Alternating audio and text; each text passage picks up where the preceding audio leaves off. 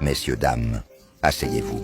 Aujourd'hui, on ne parle pas d'un simple athlète, ni d'un boxeur de pacotille, mais d'un homme noir qui a éclaboussé la fierté d'une nation occidentale. Nous sommes à Saint-Louis, Sénégal, 1897.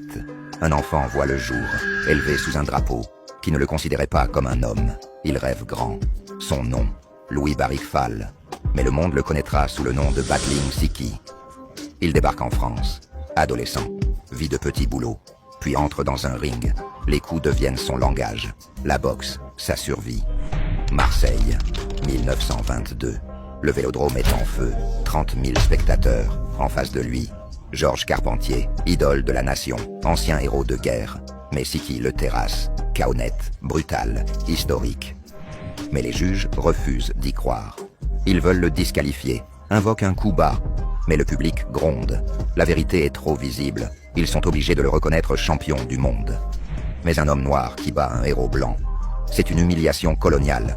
Il parade dans Paris. Costume extravagant, lion en laisse, médailles au cou, femmes blanches à ses bras. Il est libre. Et ça, on ne le lui pardonne pas. On le boycotte, on le ruine. Il n'a plus de combat, plus de public, plus d'amis. Alors, il s'exile à New York, oublié, déchu, seul. 15 décembre 1925.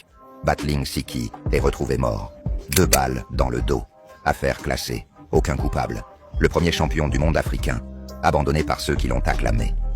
Que retenir? Qu'à cette époque, même la gloire ne protégeait pas un homme noir.